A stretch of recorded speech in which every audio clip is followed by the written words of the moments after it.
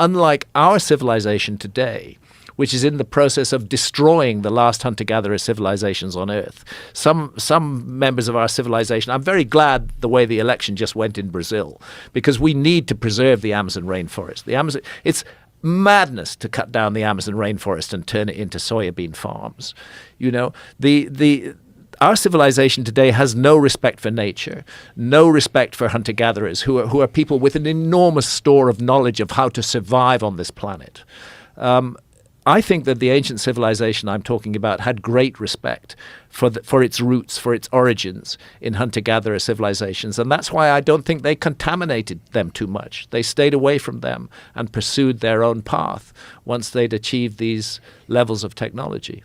You often talk about the use of Lidar and ground-penetrating radar and how they've uncovered these structures, and it's astonishing. That the ancient Amazon rainforest was filled with massive civilizations. Yes, absolutely no doubt about it now. Is it possible that these massive civilizations were also advanced, and through the use of pharmacology, the same way we understand how to synthesize DMT and synthesize various psychedelic drugs, that's how they learned? Yes, it's perfectly possible that there is science in the hunter-gatherer mode of life, and that they applied that science. The Amazon is not entirely a natural product. The Amazon is a human-made garden. The trees in the Amazon that produce food are hyper-dominant. That didn't happen by accident. That happened because human beings made that happen. They created this incredible, we still don't understand it fully today, the terra preta, the black earth, which is immensely fertile, which reproduces its own fertility through bacteria in the soil. There are still patches of terra preta all over the Amazon, and settlers in the Amazon seek them out to plant in. Again, this is evidence of science. There were cities in the Amazon. Populations of 100,000 or more have been now revealed in the Amazon. It was a completely different from what we imagine it to be. And it used to be 7 million square kilometers. About 2 million square kilometers have been cut down by our rapacious, short-sighted, idiotic civilization. But 5 million square kilometers are left, and we're just beginning to get a hint of what's underneath them as a result of Lidar, this technique like light imaging and detection ranging, which flies.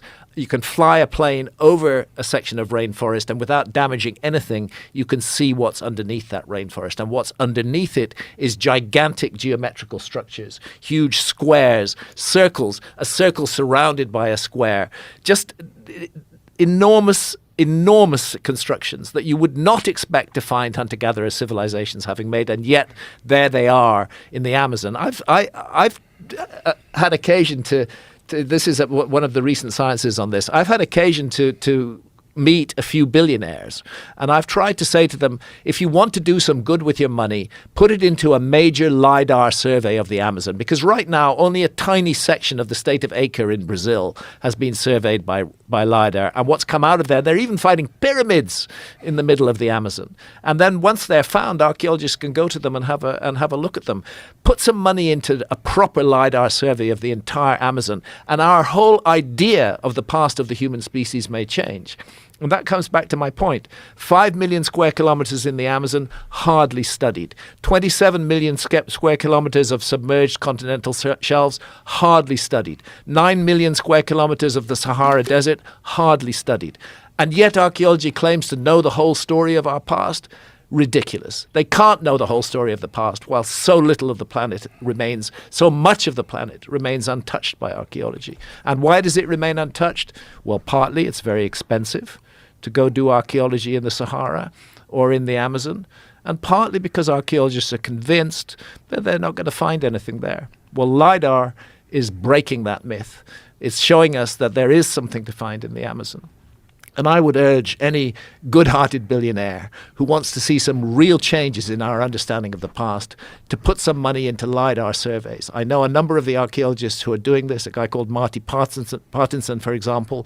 Very, very, very important work, but they're doing it on tiny funds. They need more funding in order to survey the whole Amazon. And I think if the whole Amazon is surveyed, it's going to radically change the way we view our past. One of the problems is that both in archaeology and geology, is the focus on a very limited, specialized site. You will have archaeologists that will spend a decade excavating one site, and obviously they're going to know more about that site than anybody, far and away. What seems to be lacking, and the same with geologists, you'll have geologists that will spend years examining one site, one geological outcrop, determining the lithologies, the petrology, the sedimentary sequence, the ages, and they can tell you all about that site. What's missing, though, is the big picture. The integrating these different parts and these sites. And really, this is where there's room for those who are not super specialized to come in and try to come up with some kind of a coherent model that can link these sites together into a big picture, the panorama, the grander panorama. I'm thinking of the Al Goodyear. Mm-hmm. Down at Tupper. Tell a little bit about Al and what he told Al us. Al is an archaeologist, and he was, for a long time, there was a dogma in archaeology, a true dogma, that there were no human beings in the Americas until 13,000 years ago. Let's say 13,400 years ago. And they called them the Clovis culture.